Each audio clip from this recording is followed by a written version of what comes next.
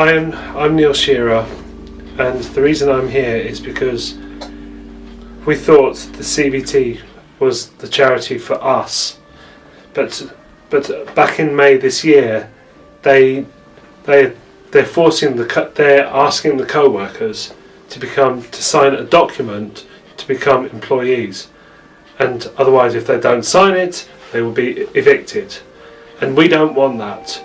We want to live with the co-workers and their families, and that's the reason why we're here for this vigil tonight. My name is Alan Hobson. I live in Bottom Village with Neil, with Cinda, and a lot of other people. And the other thing is, I don't like the changes at Bottom, where things are going. Losing all our friends that we've known over the years. Because I've been in Bottom about 24 years now. About 24 years now I have. And I think it's very sad that we have to try and stop the changes. Because the CVT does not belong in Bottom Village. Bottom Village is our life, and Bottom Village is where we live. CVT does not live in Bottom Village. They only come to work in Bottom Village and grab our money. That's all they ever do. And they don't care about what we do on Bottom Village anymore. I'm Jeffrey Spatman. I've lived in Bottom since I was 22. I'm now 65. And I also want to get rid of the CVT. Well, they've come to Bottom and they started changing certain rules that we can't live with our house parents, and they have to move into different houses. Some of them have been told that they have to work with a wage, and they don't want to. They threatened them to leave. They'll have to leave if they don't do it. I want to have it for Bottom, not for them. And the sooner we get rid of the CVT, the better. And when I first came here, we did everything for ourselves, and now they come and tell us what's got to be done. And if we don't do it, they threaten the co-workers and they have to leave. Some of them have already left Bottom. Paul Abel was accused, as far as I know, of fiddling the books in the office, and he was suspended. And then they found out he didn't do it, but he had still left Bottom, and he started another community down in Stroud with Helmut French. I didn't like it one bit. That really hurt me and it tore me to pieces. And the same thing happened to David and Mary Wren. My name is Lucinda Rees Johannesson. I was born in Oslo, Norway. I now live in Bottom.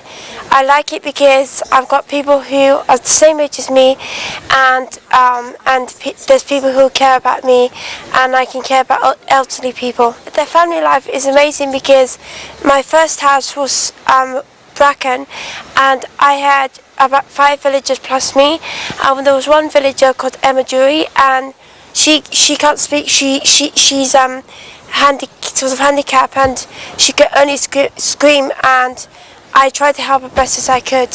I love working with them. I enjoy talking to them and playing with them.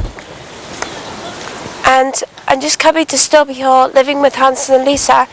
They're just great house parents. I feel safe, I feel confident, and I can trust them. And with this craziness with the CVT, I feel in my heart that I would like to protect them from the CVT, because if I don't protect them, I feel that Hugh John might want to remove them from Bottom. They intimidated me when I was on the TV, when I was at BBC of the week, when I was sat outside the Danby Vicarage.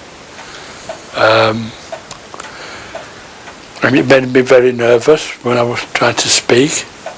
And when I was in Danby Hall the other week as well, when there were a lot of people there like there were today,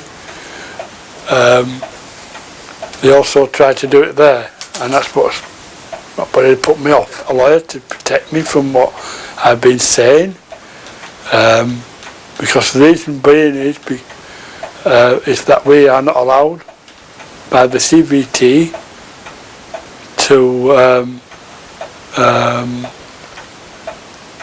talk to the villagers in Botton and the people that come to work here. I mean, sorry, come to work in Botton village, is that they are not allowed to even speak to us, which is not fair. I mean, Botton village has been going a long time. It's nearly 60 years now, it's Botton village, and it's quite an old village, but the thing is, Botton village is a good home. I think it's important to live as a family with the house coordinators, and if they've got children, as a well-run unit. And to have that changed and even these changes thrust upon us, I don't agree with it. The changes in Boston have been making me feel scared, upset and frightened. We might end up one time with carers in the house, and we don't really want that, we don't like it. It's an absolute scandal in terms of the lack of consultation that the villagers have had. They haven't been informed, there's been no conversation, dialogue with them at all. Their views and their intentions and what they want is simply not reflected in the proposed changes. There's nowhere else to go. You haven't got anywhere else to turn. So you sit there thinking, well, where should I go for help?